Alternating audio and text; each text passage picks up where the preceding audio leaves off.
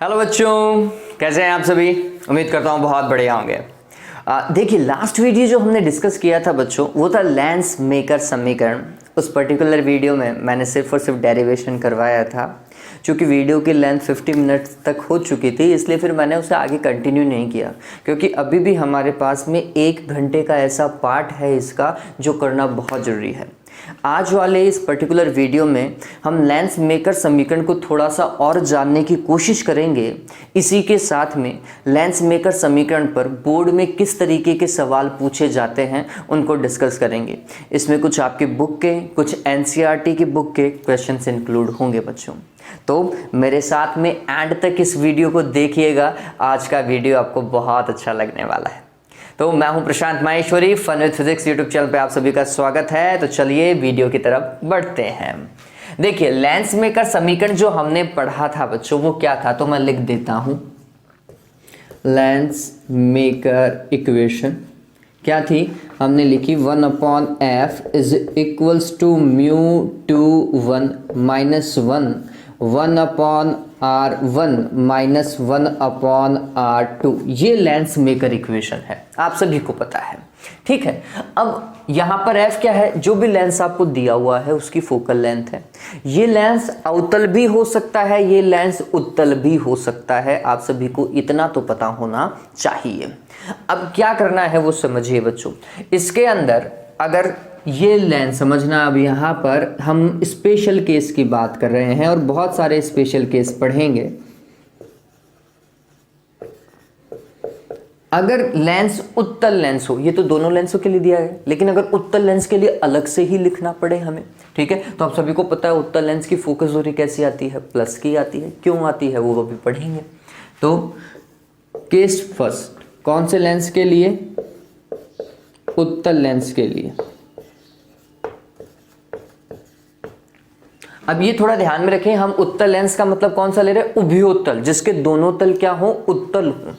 ठीक है, तो हमने ये ऐसा समझना है कि ये वाला लेंस हम यूज कर रहे हैं, ये उत्तल लेंस ही हुआ।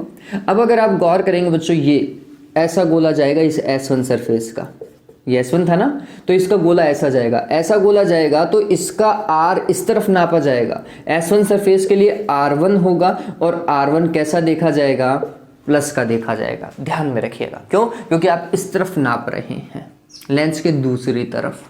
क्लियर है, प्रकाशिक किरण की दिशा में नापेंगे उसे, है ना, आपतित प्रकाशिक किरण की दिशा में। जबकि ये जो दूसरा गोला है S2 सरफेस का, ये वाला सरफेस कौन सा है, S2 सरफेस है, तो इसका गोला इस तरफ है, इसका गोला इस तरफ है, तो इसके लिए जब आप R नापोगे जो कि R2 होगा, वो कैसा नापा जाएगा, माइनस का नापा जाएगा। ठीक है, तो जब हम उत्तल लेंस की बात करते हैं बच्चों, तो ये जो फोकल लेंथ है वो कैसी हो जाएगी, तो देखिए 1/f इज इक्वल्स टू, ये लेंस का अपवर्तनांक माध्यम के सापेक्ष, ठीक है, -1 1/r1। अब ये r1 कैसा रखा जाएगा, प्लस का ही रखा जाना चाहिए, तो हमने प्लस का ही रखा है।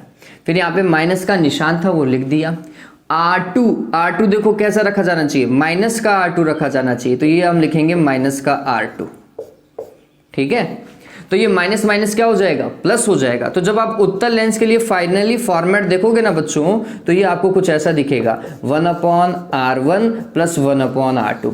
आप न्यूमेरिकल करोगे ना, तब भी आपको पता चलेगा कि जब उत्तल लेंस के लिए काम करेंगे तो यहां पर बीच में प्लस ही आता है। ठीक है, तो ये न्यूमेरिकल के दृष्टिकोण से हमारे लिए इंपॉर्टेंट था कि उत्तल लेंस के लिए फाइनली फॉर्मूला ऐसा बनता है। ठीक है, चलिए, अगर यही केस अवतल का होता तो क्या होता भाई, तो हमने लिखा स्पेशल केस सेकंड।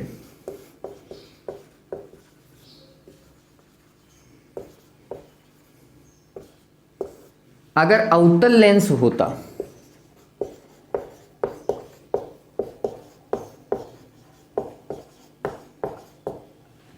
अवतल लेंस में क्या होगा बच्चों, तो ये समझिए कुछ ऐसा बनाएंगे, उभयावतल बना रहे हैं, है ना।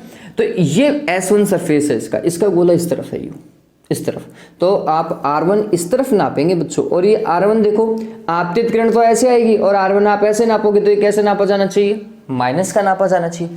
जबकि आप R2 देखोगे तो इस तरफ नापा जाएगा, क्योंकि गोला इस तरफ बन रहा है, गोला इस तरफ बन रहा है, तो R2 इधर नापा जाएगा।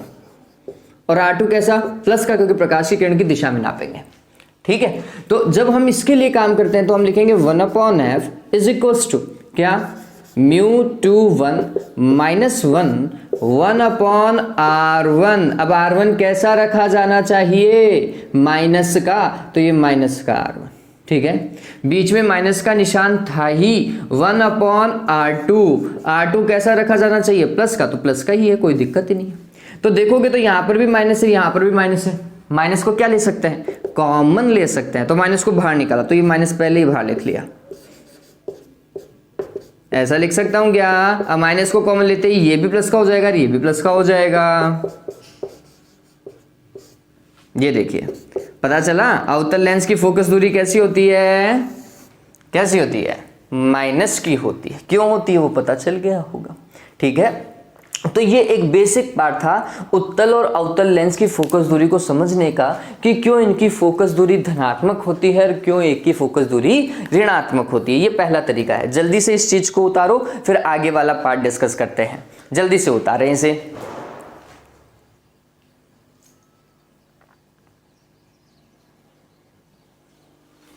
ये बहुत छोटा सा पार्ट था।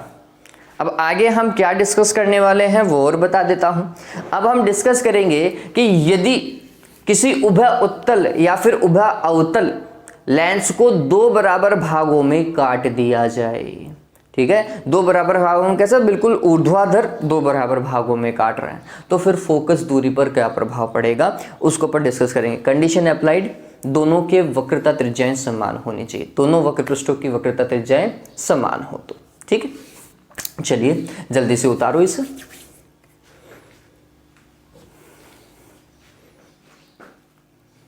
डन, हाँ, चलिए अब देखिए नेक्स्ट स्पेशल केस थर्ड को हम डिस्कस करेंगे।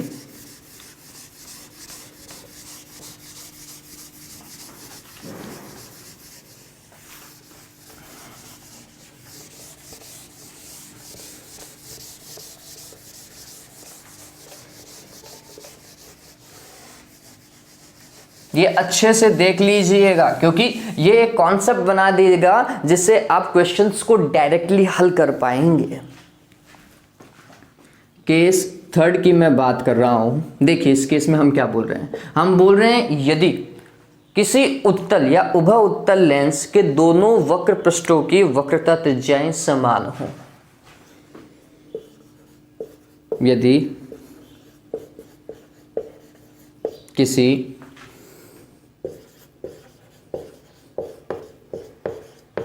उभयोत्तल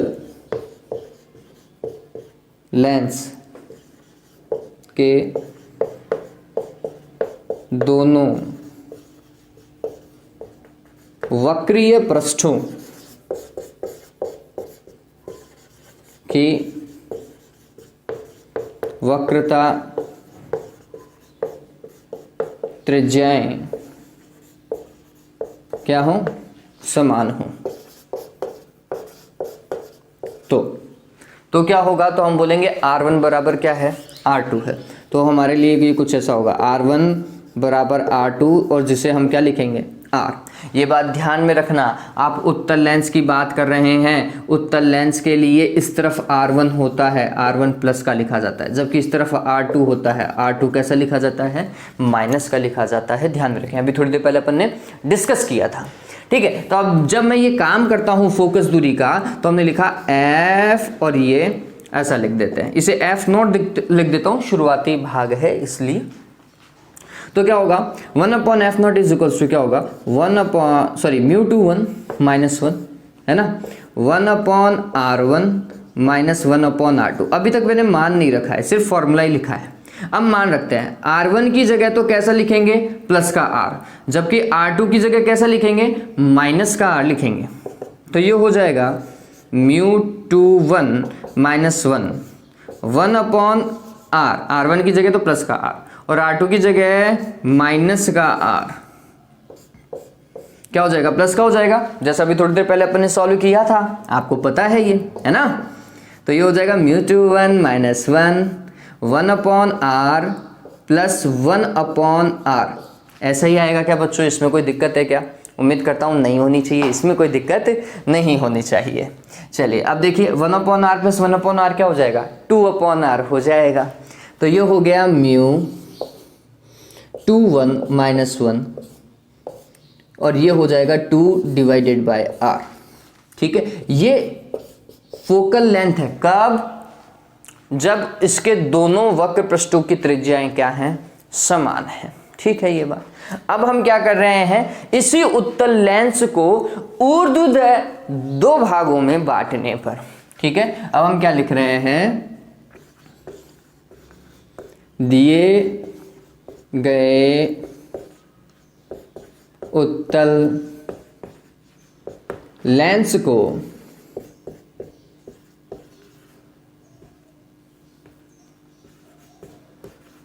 ऊर्ध्वोदय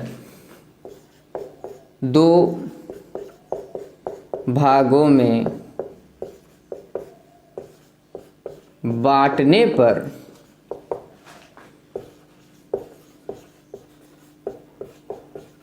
किसी एक भाग की फोकस दूरी। ठीक है, देखो अगर ये उत्तल लेंस जो आपको दिया गया है ऐसा ही तो था, इसे ऊर्ध्वोदय 2 बराबर भागों में बांट दिया ऐसा। तो जब आप इसे बांटते हैं तो क्या होगा, इसका एक भाग तो इस तरफ वाला बन जाएगा और एक भाग इस तरफ वाला। तो मैं ऐसा कह सकता हूं ये यू। ठीक है, एक तो ऐसा बनेगा और एक ऐसा बनेगा। ठीक है, तो एक भाग ये हो गया और एक भाग ये हो गया। तो जब मैं इस भाग की बात करता हूं, मैं अभी इसी भाग को डिस्कस कर रहा हूं, इसके लिए भी वैसा ही काम होगा। इस भाग को अगर हम डिस्कस करें तो इसका ये जो S1 सरफेस है, इसका R1 तो इस तरफ नापा जाएगा और प्लस का नापा जाएगा, और वो क्या होगा, R होगा। जबकि ये जो समतल लेंस है, समतल भाग है ना, सॉरी लेंस का समतल भाग के लिए वक्रता त्रिज्या कितनी होती है, मैंने बताया था बच्चों, कल वाला वीडियो देखो, मैंने बताया था समतल भाग के लिए वक्रता त्रिज्या अनंत होती है बच्चों। तो जब हम इस भाग की इस वाले इसके लिए अगर हम R2 देखेंगे तो इसके लिए कितना लिखेंगे, अनंत लिखेंगे। ये मैंने अनंत लिखा है बच्चों। ठीक है, तो ये ध्यान में रखिएगा, समतल भाग के लिए तो वक्रता त्रिज्या अनंत लिखेंगे, जबकि जो वक्रीय भाग था उसके लिए वक्रता त्रिज्या R ही लिखेंगे। तो अब इस एक भाग के लिए फोकस दूरी तो हमने लिखा 1/f इज इक्वल्स टू क्या होगा, आंसर लेंस के पदार्थ में तो कोई चेंज किया ही नहीं था, पदार्थ तो वैसा का वैसा था। तो ये क्या हो जाएगा, म्यू 2 1 माइनस 1 हो गया। फिर ये देखो इसके लिए 1/r1 माइनस 1/r2 ऐसा का ऐसा मान रख देते हैं। तो ये हो जाएगा म्यू 2 1 माइनस 1 1/r1 की जगह तो r लिखा जाए और वो भी प्लस का लिखा जाएगा। जबकि इस वाले भाग के लिए अगर हम देखें R2 के लिए तो कितना लिखेंगे, अनंत, 1/अनंत। 1/अनंत कितना होता है बच्चों, 0 होता है। ठीक है, तो ये तो 0 हो गया। तो क्या बचा, म्यू 2 1 माइनस 1 और ये 1/r बच रहा है ना। ये अब नई फोकस दूरी है, प्रारंभिक फोकस दूरी ये थी, नई वाली फोकस दूरी ये है। तो क्या फर्क पड़ा, फोकस दूरी पर क्या फर्क पड़ा, प्रभाव देख सकते हैं क्या आप। चलिए बताता हूं। इसे समीकरण नंबर 1 दे दीजिए और इसे समीकरण नंबर 2 दे दीजिए। समीकरण 1 में समीकरण 2 का भाग लगा दीजिए। तो हम क्या कर रहे हैं, समीकरण 1 बटा समीकरण 2 करने पर, है ना, भाग ही तो लगाना है। तो 1/f0 ये समीकरण 1 था, 1/f0। इसमें भाग किसका लगाएंगे, 1/f का भाग लगाएंगे। इज इक्वल्स टू, देखो उस तरफ क्या चल रहा है, म्यू 2 1 माइनस 1 और ये होगा 2/r, और यहां पर म्यू 2 1 माइनस 1 और ये होगा 1/r। अरे ऐसा ही है ना। चलिए देखो क्या हो रहा है, ये तो कैंसिल हो गया, r से r भी गया। तो ये f कहाँ जाएगा, ऊपर जाएगा, और f0 कहाँ जाएगा, नीचे, है ना। f तो ऊपर चला गया, f0 नीचे था ही। इज इक्वल्स टू आप देखोगे तो सिर्फ 2 बच रहा है। तो f बराबर क्या हो जाएगा, 2f0। ये ध्यान में रखना, जब किसी लेंस को ऊर्ध्वोदय दो बराबर भागों में बांट दिया जाता है। कंडीशन अप्लाइड, उस लेंस के दोनों वक्र पृष्ठों की त्रिज्याएं क्या होनी चाहिए, समान होनी चाहिए। तो उस पर्टिकुलर केस के अंदर बच्चों क्या होता है, जो एक भाग आपने काटा उसकी फोकस दूरी प्रारंभिक लेंस की फोकस दूरी जो कि f0 थी उसका दुगना है। तो हम अगर कहें कि अगर इस शुरुआती लेंस की फोकस दूरी 20 सेंटीमीटर है तो इसको दो बराबर भागों में ऐसे काट दिया जाए तो एक भाग की फोकस दूरी कितनी हो जाएगी, 40 सेंटीमीटर हो जाएगी। ये ध्यान में रखना, ऐसा अगर ऊर्ध्वतः काट दिया जाए तो। ऐसा का ऐसा अवतल लेंस के लिए भी किया जा सकता है। आप देखेंगे अवतल लेंस के लिए भी f बराबर क्या आएगा, 2f0 ही आएगा। आप करके देख लीजिएगा बच्चों, कोई चेंजेस नहीं आएगा। मैंने उत्तल से किया है, आप अवतल के लिए भी करेंगे तो भी इतना ही आएगा। दो बराबर भागों में काटेंगे, फोकस दूरी डबल हो जाती है। ठीक है, कब, जब दोनों की वक्र त्रिज्याएं क्या होती है, समान होती है। डन है, चलिए जल्दी से इस चीज को उतारे, आगे अभी बहुत डिस्कस करना बाकी है, जल्दी से उतार लीजिए इसे।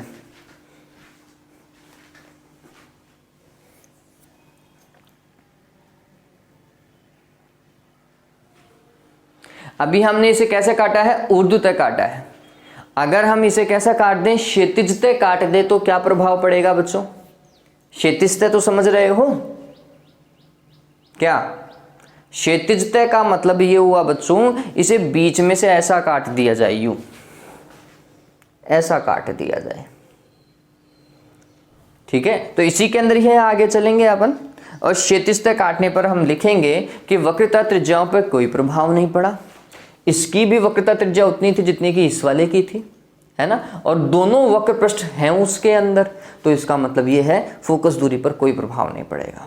कब, जब उसे क्षैतिजतः काट दिया जाता है। ये सवाल कैसा है बच्चों, आपको याद हो 10th के अंदर ऐसा था ना कि यदि लेंस के आधे भाग को काला कर दिया जाए तो फोकस दूरी पर क्या प्रभाव पड़ेगा, कोई प्रभाव नहीं पड़ेगा। आधा कैसा, नीचे वाले आधे भाग को या ऊपर वाले आधे भाग को काला कर दिया जाए, मतलब आधा काट दिया, है ना, ये चीज है। चलो उतारो इसे, वो भी डिस्कस करते हैं।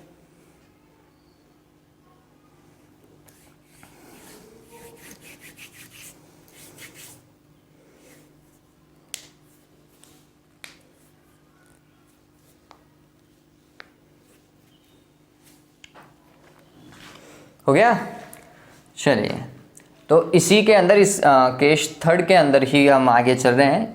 हमने इसे ऊर्ध्वाधर भागों में काटा था, अब हम काट रहे हैं इसे क्षैतिजतः भाग में, है ना। और उसे लिखने का तरीका क्या होता है,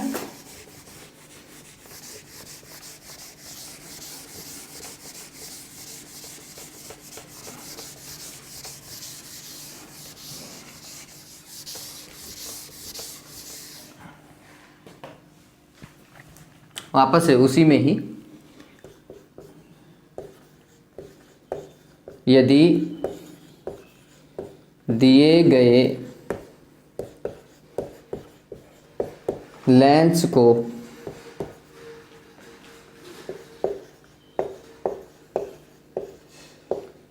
क्षैतिजतः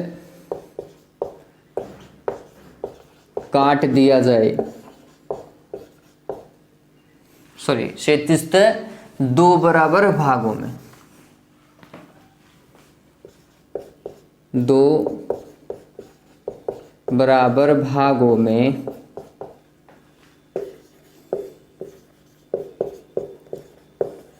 काट दिया जाए तो क्या होगा बच्चों, ये ध्यान रखना, ये कुछ ऐसा केस है, इसको ऐसा काट दिया, ठीक, या फिर नीचे वाले भागों को क्या कर दिया है, आवृत कर दिया गया है, ढक दिया गया है या काला कर दिया है, तो क्या होगा, तो हम बोलेंगे ऊपर वाले भाग से प्रकाश की किरणें गुजरेंगी।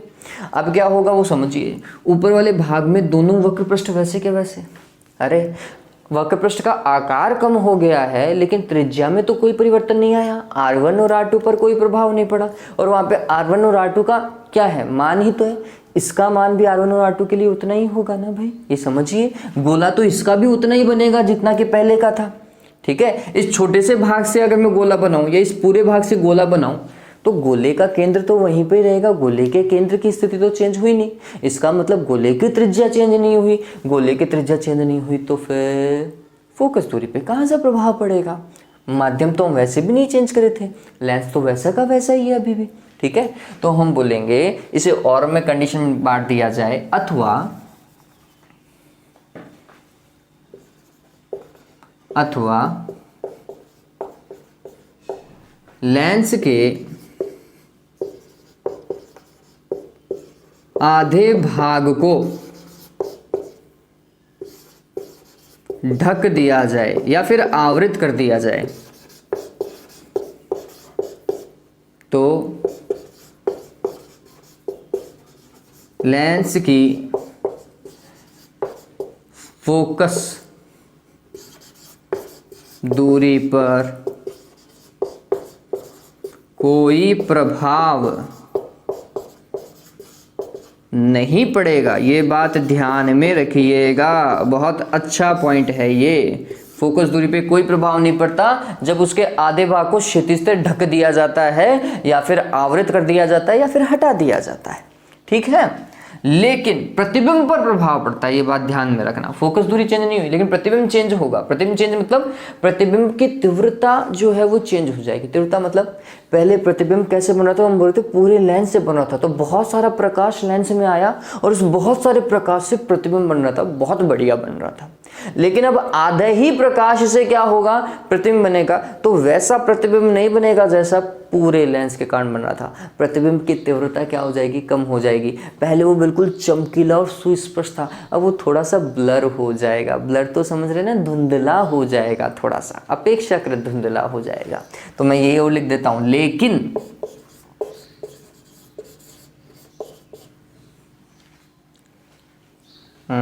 इसको ऐसा लिखते हैं, फोकस दूरी चेंज नहीं हुई तो प्रतिबिंब की स्थिति चेंज नहीं होगी लेकिन प्रतिबिंब की तीव्रता चेंज होगी। इस स्थिति में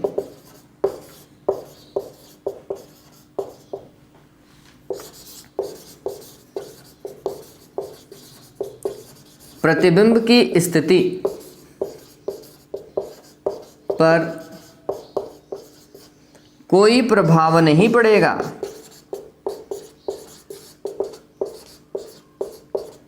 प्रतिबिंब पहले जहां बन रहा था वहीं बनेगा। लेकिन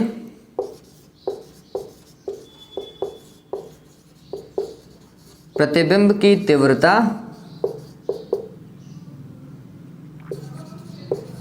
कम हो जाएगी। ये ध्यान में रखिएगा। प्रतिबिंब की जो तीव्रता है, प्रतिबिंब का जो चमकीलापन है, वो क्या हो जाएगा, कम हो जाएगा। ठीक है, तो इस स्थिति में F इजिकल्स टू क्या होगा, F नोट ही होगा। ये ध्यान में रखिएगा, F पर कोई प्रभाव नहीं पड़ेगा। ठीक है, उतारें इस चीज को।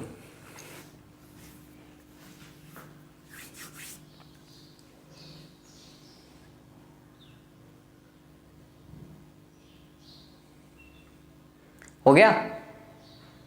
चलिए, ये था जब हम लेंस के बारे में बात करते, जब उसकी वक्रता त्रिज्या में हम चेंजेस देखने की कोशिश कर रहे थे। अब हम बात कर रहे हैं लेंस के माध्यम का, है ना। लेंस का जो पदार्थ है उसका अपवर्तनांक और जो बाहर माध्यम है उसका अपवर्तनांक, उन दोनों के कॉम्बिनेशन से फोकस दूरी पर क्या चेंजेस आते हैं वो हम डिस्कस करेंगे बच्चों। ठीक है, चलिए तो काम करना चालू करें। ओके, तो ये स्पेशल केसेस ध्यान में रखिए बच्चों।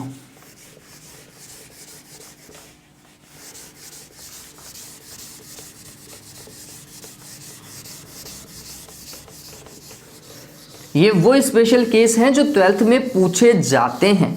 इसके अलावा भी स्पेशल केसेस हैं इसमें, लेकिन वो 12th में नहीं है। जैसे माध्यम अलग अलग भर दिए जाएं तो कितने प्रतिबिंब बनेंगे, ये भी एक केस आता है। वो चलो मैं आपको बता दूंगा जाते जाते।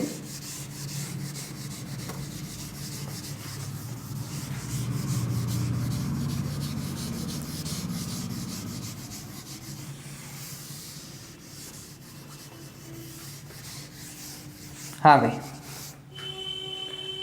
अब हमें क्या डिस्कस करना है, अब हमें ये डिस्कस करना है कि पदार्थ जो है माध्यम का और लेंस का, इनके अपवर्तनांकों से क्या प्रभाव पड़ रहा है। तो हमने लिखा है स्पेशल केस 4th।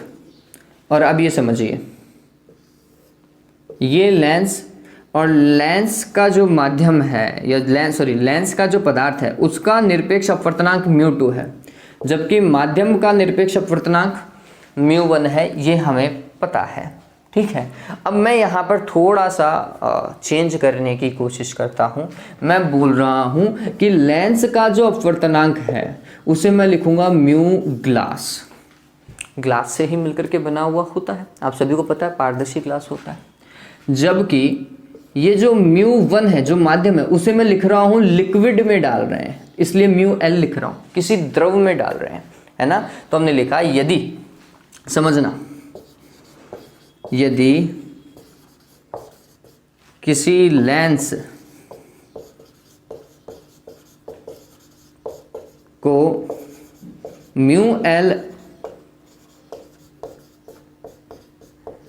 अपवर्तनांक के द्रव में डुबो दिया जाए तो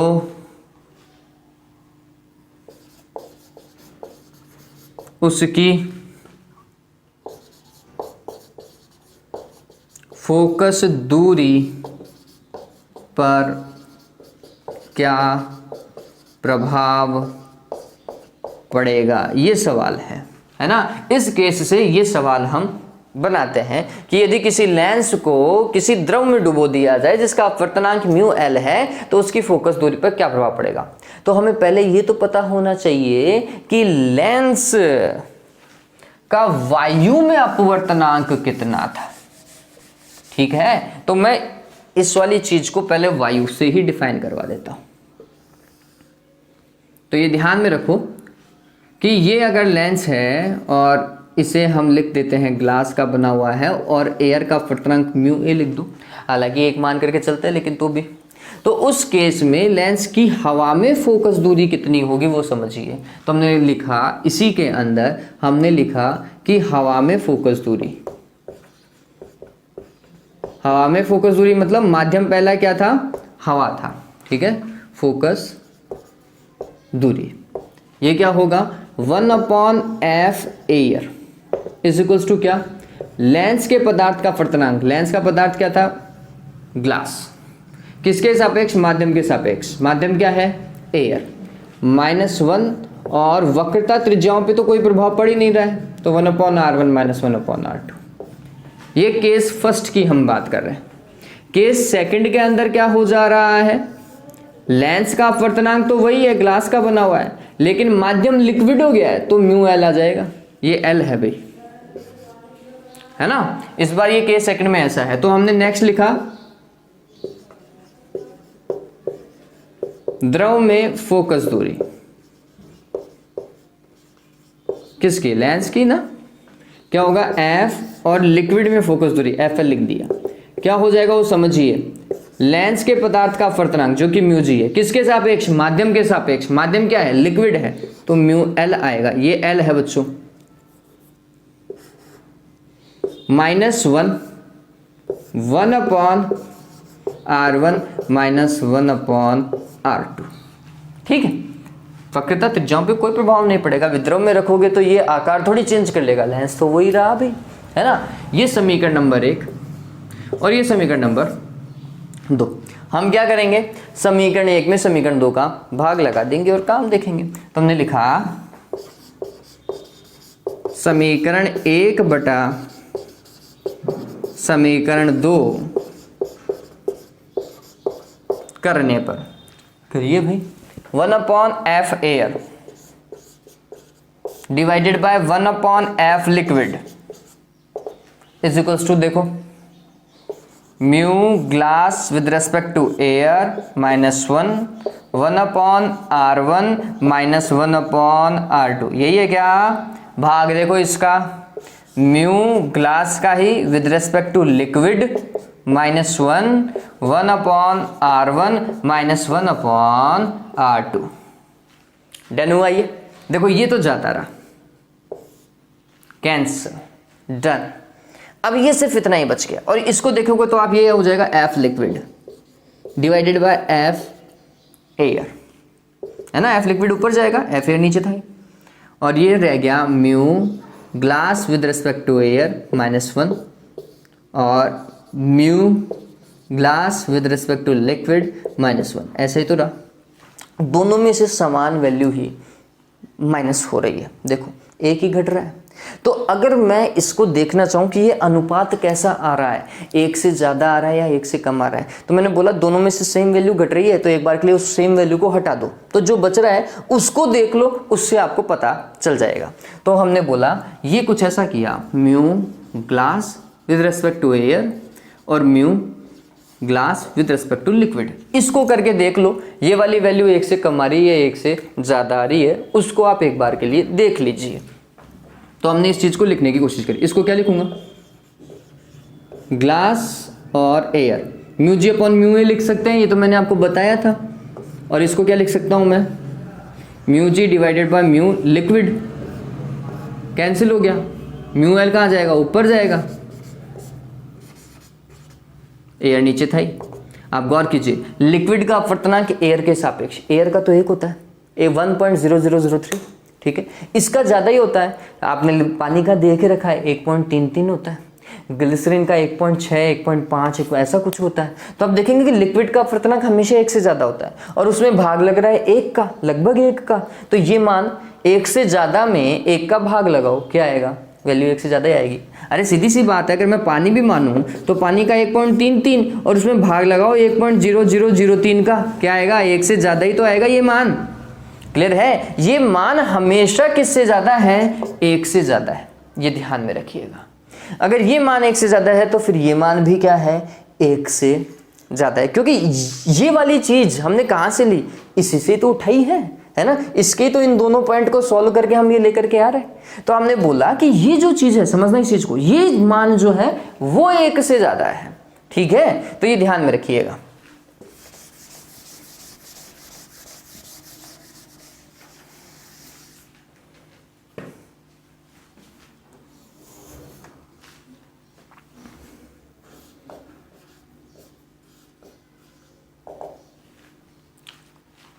और ये मान एक से ज़्यादा है, ठीक है, ये मान अगर एक से ज़्यादा है तो फिर ये मान भी एक से क्या होगा, ज़्यादा होगा।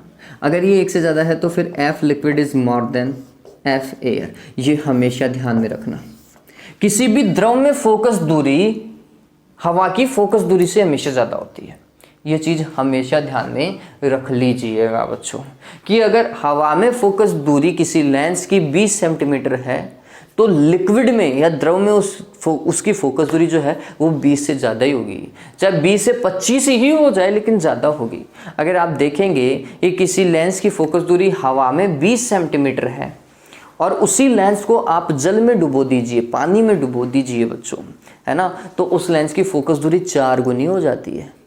मतलब अगर हवा में 20 थी ना तो जल के अंदर उसकी फोकस दूरी 80 सेंटीमीटर हो जाएगी। ये हम कैलकुलेट भी करेंगे, ऐसा कोई न्यूमेरिकल है भी, ठीक है, तो 80 सेंटीमीटर हो जाती है। तो इसका मतलब ये है कि लिक्विड में फोकस दूरी हमेशा बढ़ती है, इस चीज़ को ध्यान में रखिएगा। चाहे लेंस कोई सा भी हो, चाहे द्रव कैसा भी हो, चाहे द्रव का अपवर्तनांक कम हो, चाहे द्रव का अपवर्तनांक अधिक हो, कोई फर्क नहीं पड़ता। अगर द्रव है और द्रव में लेंस को डुबो दिया तो फोकस दूरी तो बढ़ेगी ही बढ़ेगी, ये ध्यान में रख लीजिएगा कि ये इंपॉर्टेंट है, ये ध्यान में रखिएगा। किसी लेंस को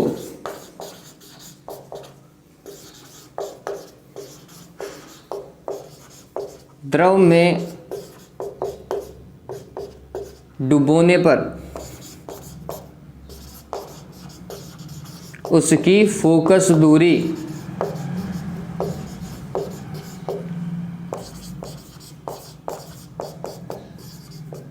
हमेशा बढ़ जाती है,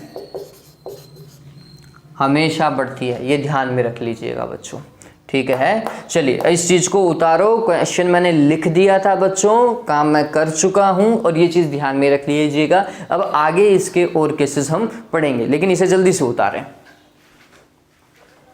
ये बहुत इंपॉर्टेंट पार्ट था बच्चों, बहुत ज़्यादा इंपॉर्टेंट।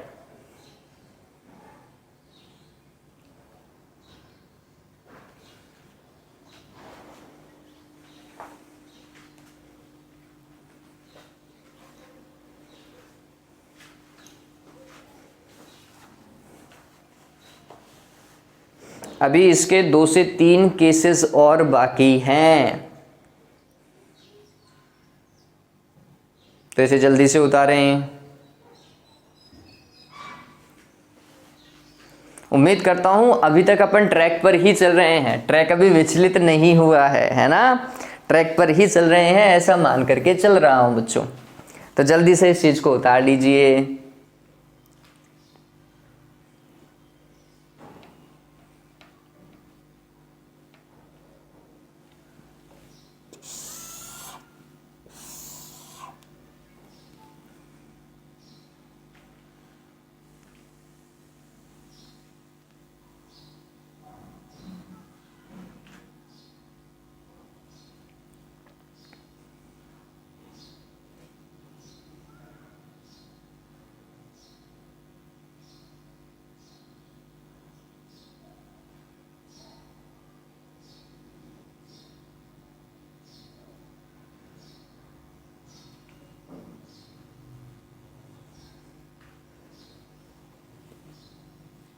हो गया?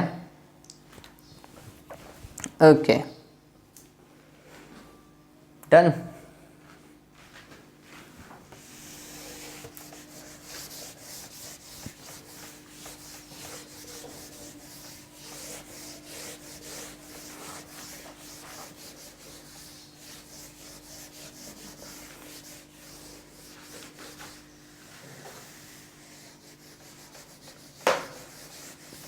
और अब जो हम फॉर्मेट लिख रहे हैं ना, म्यू जी म्यू लिक्विड, इसी तरीके से हम क्वेश्चन को सॉल्व करने की कोशिश करेंगे। म्यू 2 नहीं लिखेंगे हम, डायरेक्ट ये mu G mu A mu L इसी को ही यूज करेंगे बच्चों, ये ध्यान में रखिएगा।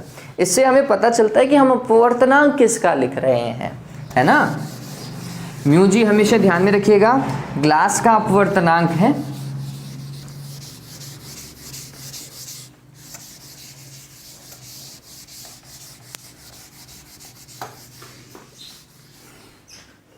ओके। तो अब नेक्स्ट केस 4 तक शायद कर लिया था मेरे हिसाब से, मेरे को मैंने मिटा दिया, मेरे को पता नहीं चल रहा। केस 5 लिख रहा हूं मैं, स्पेशल केस।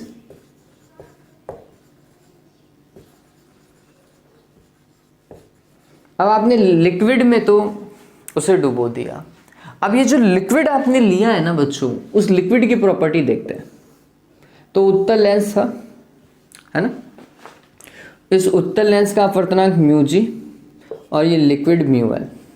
पहला केस इसके अंदर जिस लिक्विड में हमने उसे डुबोया है, अगर उस लिक्विड का, समझना उस चीज को, अगर उस लिक्विड का अपवर्तनांक ज्यादा है किससे, लेंस के अपवर्तनांक से, तो क्या होगा, ये केस है ना, ये केस है हमारे पास में। तो हमने बोला समझना इस चीज को, अगर इसको मैं क्या लिख सकता हूं, म्यू जी का मान किससे कम है, म्यू लिक्विड से कम है, ऐसा लिख सकता हूं ना। म्यू लिक्विड का ज्यादा है और म्यू जी का कम है वैल्यू, तो हम बोल सकते हैं म्यू जी का कम है, म्यू लिक्विड का ज्यादा है। तो फिर मैं इसे ऐसा भी लिख सकता हूं कि mu g divided by mu l is less than 1, लिख सकते हैं। इसको क्या लिख सकता हूं, लेंस का अपवर्तनांक किसके सापेक्ष, लिक्विड के सापेक्ष, किससे कम है, 1 से कम है। ठीक है, चलिए अब जब आप फोकस दूरी लिखते हैं एफ लिक्विड, ये क्या होगा, म्यू लेंस का अपवर्तनांक माध्यम के सापेक्ष, लिक्विड के सापेक्ष, -1, 1/R1 -1/R2। ठीक है, ऐसा ही तो है, ये ऐसा ही लिखा जाएगा, हमने लास्ट टाइम ऐसा ही लिखा था, लिक्विड में फोकस दूरी ऐसे ही लिखते हैं। अब ये मान 1 से कम है, ये मान 1 से कम, 1 से कम मतलब 0.9 मान लेता हूँ, 1 से कम है 0.9, तो मैं यहाँ पर अगर 0.9 लिखता हूँ, 0.9 लिखता हूँ, 0.9 में से 1 को सब्ट्रैक्ट करो, 0.9 - 1 कितना होगा, 0.1, और वो भी कैसा, माइनस का। ये वाली वैल्यू कैसी आएगी, माइनस की आएगी। इसका मतलब 1/F लिक्विड कैसा आएगा, ऋणात्मक आएगा। पता चल रहा है, इस चीज को ध्यान में रखो, है ना। अगर लेंस का अपवर्तनांक माध्यम के सापेक्ष कम हो जाए या लिक्विड के सापेक्ष कम हो जाए तो फिर ये 1/FL ऋणात्मक होगा। अगर 1/FL ऋणात्मक होगा तो FL भी क्या होगा, प्लस का हो जाएगा, है ना। रे होशियार की पूछ रहे हो, 1/FL माइनस का है तो ये भी माइनस का ही होगा। ठीक है, अब समझो इस चीज को। कहने का मतलब क्या है? कहने का मतलब सिर्फ यही है कि आपने लिया उत्तल लेंस था, उत्तल लेंस की फोकस दूरी प्लस की होनी चाहिए।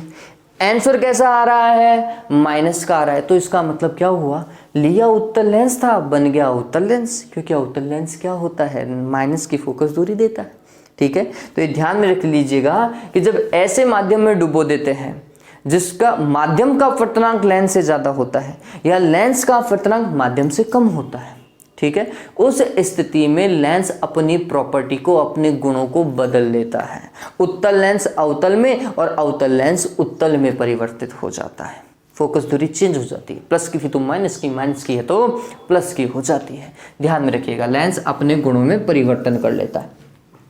तो इस केस के अंदर ध्यान में रखिएगा कि उत्तल लेंस जो है वो किसमें? अवतल लेंस में कन्वर्ट हो जाता है।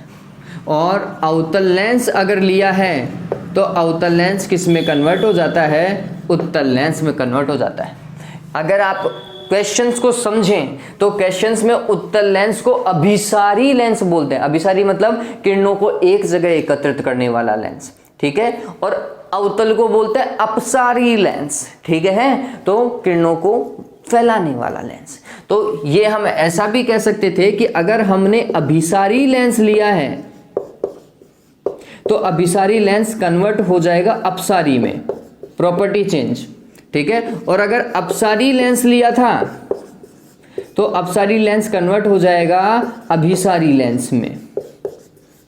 ये ध्यान में रखिएगा, ठीक है। अगर ये हमें दिमाग में रहा और फिर आपको पूछे कि लिक्विड में डूबा है तो फोकस दूरी पे क्या प्रभाव पड़ेगा? घटेगी या बढ़ेगी? आंसर है बढ़ेगी। लिक्विड में डूबो है ना आपने, द्रव में डूबो है ना, तो इसका मतलब फोकस दूरी तो बढ़ेगी, हाँ, उसकी प्रॉपर्टी जरूर चेंज हो जाएगी। तो हम बोलते हैं इस स्थिति में, ध्यान में रखिएगा,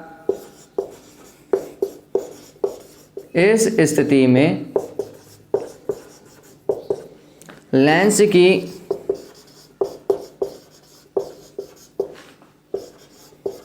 फोकस दूरी तो बढ़ जाती है, लेकिन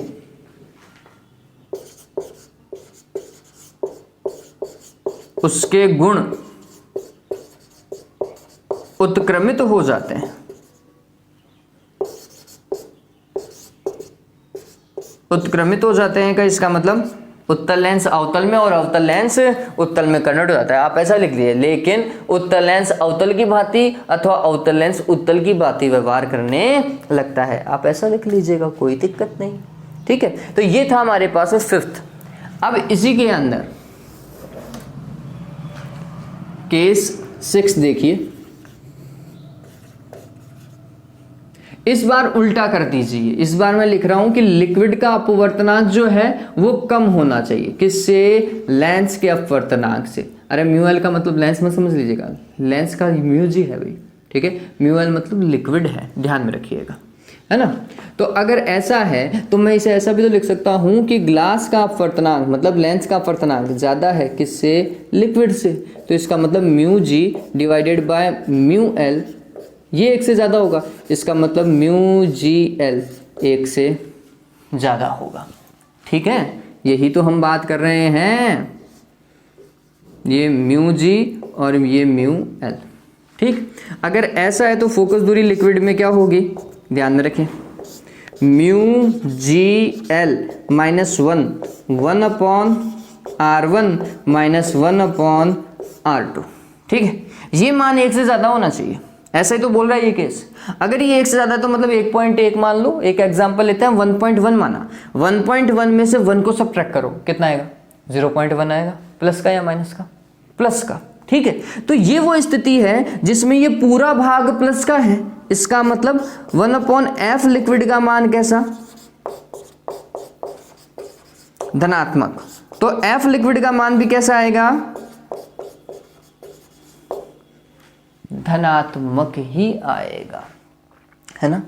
अब देखो, लिया उत्तल लेंस था, फोकस दूरी प्लस की, ठीक है, बाद में भी फोकस दूरी प्लस क्या रहा है, तो मतलब उत्तल लेंस की भांति व्यवहार करता है, और अवतल लेंस की भांति व्यवहार करता है। कब? जब लेंस का अपवर्तनांक ज्यादा होता है, किससे? माध्यम से। ठीक है, तो हम लिखेंगे इस स्थिति में फोकस दूरी पर क्या प्रभाव पड़ेगा? बढ़ जाएगी, ये तो फिक्स है, फोकस दूरी बढ़ेगी। इस स्थिति में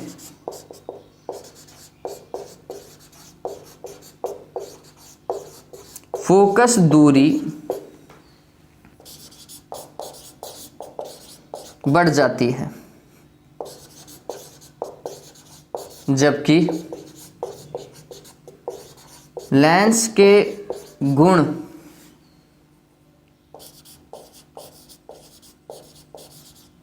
परिवर्तित नहीं होते। इसका मतलब क्या हुआ? एक उत्तल लेंस उत्तल ही रहता है और एक अवतल लेंस अवतल ही रहता है, गुण में चेंज नहीं। मतलब अभिसारी रहेगा और अपसारी रहेगा, उनके गुणों में कोई परिवर्तन नहीं आएगा, ये ध्यान में रख लें। ठीक है, चलो इस चीज को उतारो, एक लास्ट और डिस्कस करेंगे और उसके बाद में स्पेशल केस सारे कंप्लीट हो जाएंगे। ठीक है, जल्दी से उतारे इस चीज को।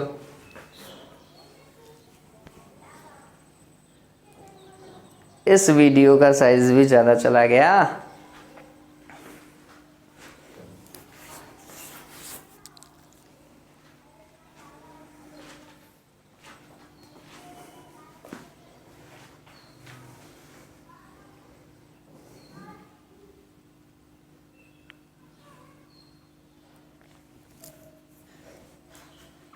उम्मीद करता हूँ ये चीज़ें इंटरेस्टिंग लग रही होंगी, क्योंकि बहुत बढ़िया चीज़ है बच्चों। जब आप न्यूमेरिकल करोगे तो आपका इंटरेस्ट बहुत अलग से ही पैदा होगा कि अरे वाह, क्या चीज़ समझी है हमने। और वैसे ऑप्टिक्स जो है वो बहुत अच्छा चैप्टर है, मतलब इससे बेहतर चैप्टर नहीं हो सकता बच्चों, बहुत ही प्यारा चैप्टर है ऑप्टिक्स।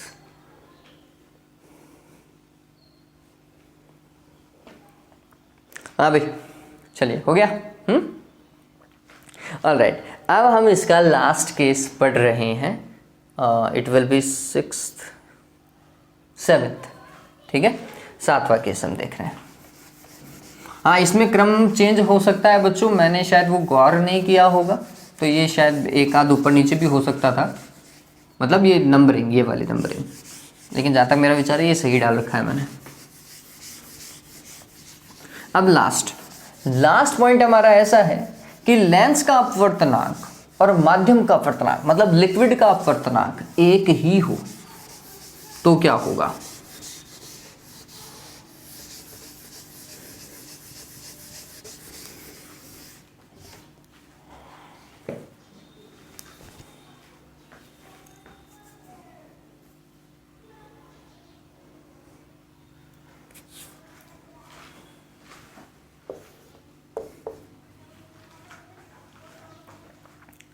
सेवेंथ,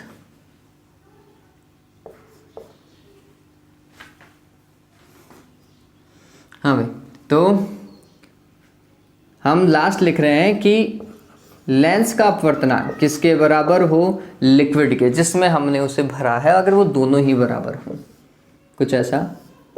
लेंस का अपवर्तनांक म्यू जी और माध्यम का अपवर्तनांक म्यू एल है, तो फिर क्या होगा उस केस में? ये कैसा देखा जाएगा वो हमें देखना है। ओके, देखिए, तो इस पर्टिकुलर केस के अंदर बच्चों हमने लिखा कि ग्लास का अपवर्तनांक बराबर है किसके? लिक्विड के। इसका मतलब mu g divided by mu l बराबर क्या? 1। और अगर ये 1 है तो फिर इसका मतलब mu g with respect to liquid is equals to 1।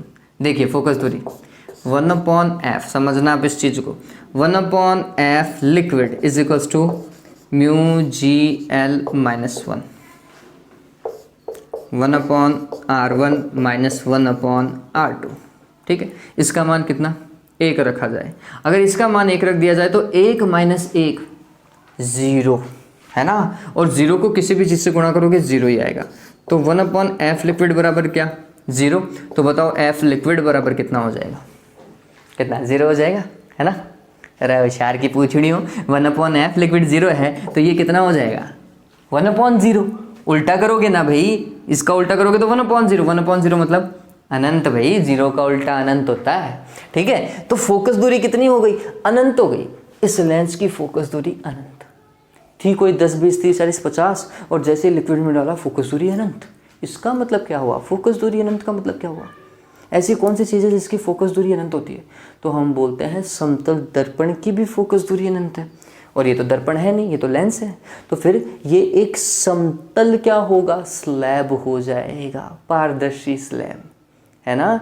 तो लिया हमने लेंस, उत्तल या अवतल था, कोई सा भी हो सकता था, लेकिन जैसे उसे ऐसे द्रव में डाला कि लेंस का अपवर्तनांक जो है वो माध्यम के अपवर्तनांक के बराबर हुआ, तो फिर वो पर्टिकुलर लेंस जो है उसकी फोकस दूरी अनंत हो जाती है। अनंत हो जाने के कारण वह एक समतल पारदर्शी स्लैब की भांति कार्य करने लगता है। समतल पारदर्शी स्लैब का मतलब गायब हो गया बच्चों, दिखाई नहीं देगा उस माध्यम में। वो समझना इस चीज को, मैं कुछ ऐसा बोल रहा हूं। ये कोई ग्लास मान लो या कोई बीकर मान लो, और इसमें कोई लिक्विड रखा हुआ है, समझिए इस चीज को,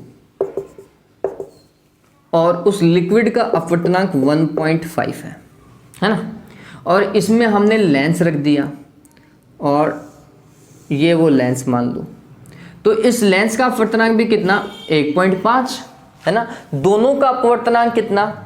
समान हो गया। दोनों का अपवर्तनांक जब समान था तो ये लेंस जो हो गया वो बिल्कुल पारदर्शी हो गया, बिल्कुल पारदर्शी। अलग से पता, कोई चीज़ आपको लिक्विड में अलग से कब पता चलती है?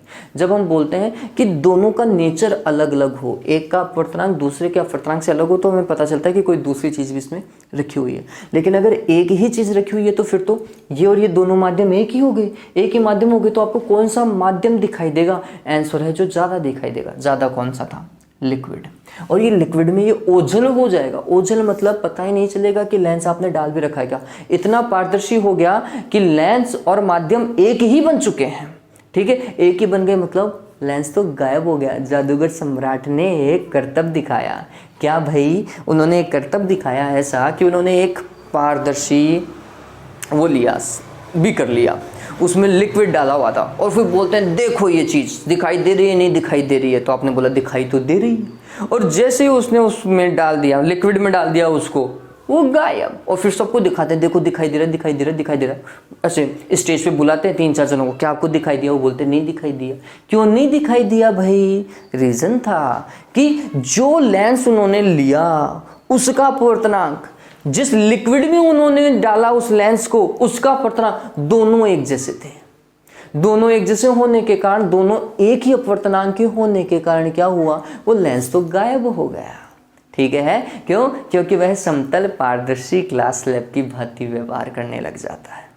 ठीक है, माध्यम के जैसा ही व्यवहार करने लग जाता है। ये ध्यान में रखिएगा। तो अगर कोई चीज़ किसी माध्यम में गायब हो रही है, इसका मतलब उस चीज़ का अपवर्तनांक और माध्यम का अपवर्तनांक समान होगा, तो ही ये पॉसिबल है, तभी ये चीज़ पॉसिबल है। ये ध्यान में रखिएगा। ठीक है, इस चीज़ को सदैव ध्यान में रख लीजिएगा। ये एनसीईआरटी के अंदर एक क्वेश्चन भी है कि कोई जादूगर 1.55 अपवर्तनांक के लिक्विड में किसी लेंस को डालता है और वह लेंस गायब हो जाता है, तो लेंस का अपवर्तनांक कितना होगा? तो हम बोलते हैं गायब हो रहा है, इसका मतलब माध्यम और लेंस का अपवर्तनांक समान होगा, तो लेंस का अपवर्तनांक भी 1.55 ही होगा। ठीक है, ये ध्यान में रखना। तो फोकस दूरी अनंत हो गई, तो ये क्या हो जाएगा वो समझिए।